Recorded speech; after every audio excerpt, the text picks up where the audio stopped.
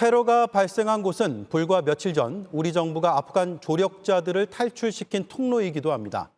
당시 현장에서 작전을 총괄했던 김일흥 주 아프가니스탄 공사 참사관은 되든 안 되든 해야 한다는 생각이었다며 긴박했던 나흘간의 작전을 생생하게 전했습니다. 신진 기자입니다. 지난 23일 우리 정부를 도운 현지인 조력자와 그 가족 26명은 카불 애비게이트를 통해 공항에 들어왔습니다. 제3국으로 대피했다가 카불로 돌아온 류부열 경호단장도 코리아라고 적힌 종이를 들고 현지인 조력자를 찾아다녔습니다. 우리 정부는 이날 저녁 IS의 자살 테러가 있을 것이라는 첩보를 입수한 걸로 전해집니다. 하지만 작전을 미룰 순 없었습니다. 이 일을 하면서 이것이 된다 안 된다 생각을 해보지 않은 것 같습니다. 되건 안 되건 이걸 해야 된다는 생각이 있었고. 구출팀은 50인승 버스를 여러 대 빌려 조력자를 태웠습니다.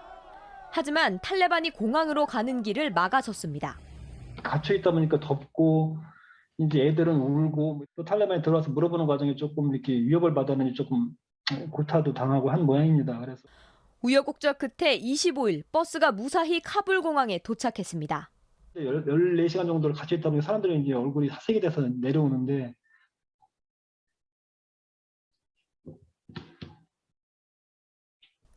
김 공사 참사관이 함께 일한 현지인 직원을 만나 포옹하는 사진이 화제가 되기도 했습니다.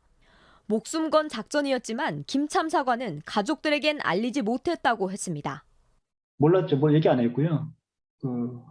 어제 와서 이제 여기 사시설에 들어와가지고 그때 통화했습니다. 그랬더니 아빠 어떻게 카불 갔다 왔냐고 따지더라고요.